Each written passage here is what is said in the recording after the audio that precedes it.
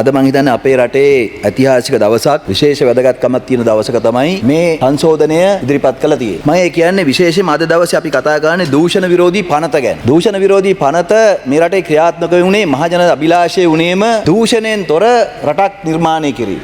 අද දවසේ වැදගත් දේ තමයි අපේ රටේ ගුවන් සේවයට ගුවන් බල ඇණියට එයාබස් 330 200 නව ගුවන් යානයක් එකතු කරනවා. එතකොට ඒ ගුවන් බස් යානේ අද ලංකාවට ආවා. දාසිරි ජයසේකර අපේ මන්ත්‍රීතුමාත් මමත් පාර්ලිමේන්තුවේ සෑහෙන කාලයක් හිටියා. අපි කතා කරා කාලයක් එයාබස් ගනුදෙනුව ගැන. එතකොට ඒක මේ අද කතා කරන දූෂණ විරෝධී පනතට අදාළ කාරණාවක්. ශ්‍රී ලංකන් ගුවන් සමාගමට එයාබස් ගත්ත ගනුදෙනුව. මේ පාර්ලිමේන්තුවේ රැස් වෙන්න තිබිච්ච කෝප් කමිටුව කතානායකගේ ගෙදර රැස් වෙලා එයාබස් ගනුදෙනුව යට කරපු ආකාරය. එතකොට එයාබස් 21යි අපිට තිබුණේ කුලියට. එදා ඔබත් මමත් මේ පාර්ලිමේන්තුවේ එයාබස් ගනුදෙනුව කතා කරනකොට කපිල චන්ද්‍රසේනලා ප්‍රධාන විධායක අධ්‍යක්ෂ කැටියට ගහපු ගැහිලි රාජපක්ෂ පවුලේ ඒ ගනුදෙනුව. ඊට පස්සේ ඒක ඈවර කරන්න රනිල් වික්‍රමසිංහ දාපු රත්වත් වෙලා ගහපු ගැහිලි ප්‍රධාන විධායක අධ්‍යක්ෂ කළ හැටියට නිසා කවදාවත් ඔයත් මමත් හිතුවද අපේ ජීවිත කාලේ නැවත ශ්‍රී ලංකන් ගුවන් සේවයට එයාබස් එකක් එනවා හෙන් දකින්න පුළුවන් වෙයි කියලා. අපි හීනෙන්වත් හිතුවේ නෑ ගරු කතානායකතුමනි. ගරු මූලාශ්‍රාල මුත්‍රි මම නම් ඇත්තටම මගේ ජීවිත කාලේ මං හිතුවේ නෑ. මගේ ජීවිත කාලේ ශ්‍රී ලංකන් ගුවන් සමාගමට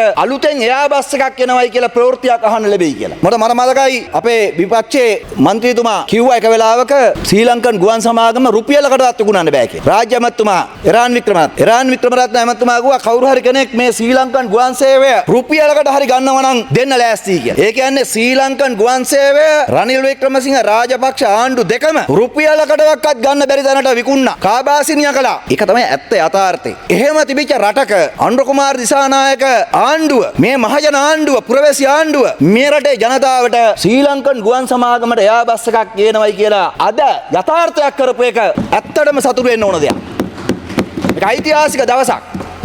නැද්ද කියන්නේ? රුපියලකටවත් විකුණන්න බැරි වෙයි කියලා තිබිච්ච එයා ලංකාවේ එක පාඩු කරපු එක මේ ආණ්ඩුව ඇවිල්ලා ඒක සතුටක් තමයි. හර්ෂණ රාජකරුණ මන්ත්‍රීතුමා කියනවා අපි සතුටු වෙන්න දේවල් කරනවලු ජනතාව. ඔව් ආණ්ඩුවක් තියෙන එකට තමයි. ආණ්ඩුවක් තියෙන්නේ ඕගොල්ලෝ කඳුළු හලවපු ජනතාව. මේ රට ඉන්නවද නැද්ද කියලා තීරණය කරන්න බැරි තරමට මේ රටේ ජනතාව පත් කරපු රටක්. අපි සතුටු කරනවා තමයි. අපට මහ ජනතාව බලය දුන්නේ සතුටු කරන්න තමයි. ඇත්තටම රටේ ජනතාවට මේ පහුගිය දවස් ටිකේ තිබිච්ච වේදනාව කම්පණය තමයි අපි ජනතාව බලාපොරොත්තු වෙන විදියට සතුටු කරන්න නීතිය ක්‍රියාත්මක කරන්නේ නැති එක.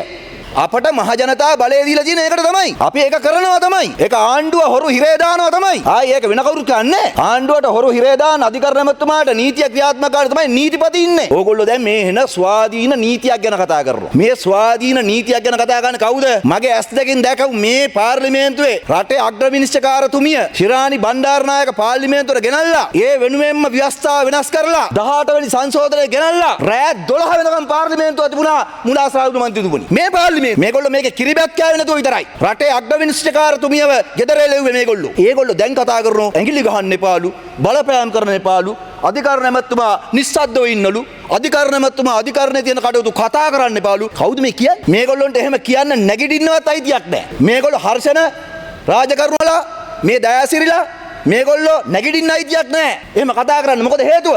රනිල් වික්‍රමසිංහලා රාජපක්ෂලා නීතිය උඩ läග්ගා. අල්ලස් කොමිසමේ ඒගොල්ලෝගේ යාළුව දාගත්තා. මට මතකයි මම අල්ලස් කොමිසමේ සභාපති ජගත් බාලපඩබන්දිට විරුද්ධව පැමිණිල්ලක් කරා. ඒකට හිටපු සභාපතිට විරුද්ධව මම පැමිණිල්ලක් කරා.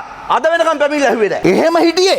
එහෙම යුගයක් මේ අපි පහු කරේ. අල්ලස් කොමිසමේ සභාපති අල්ලස් ගත්ත වාහනයක ලස් කරපු කම්පැනියකින් වාහනයක් ගත්තා.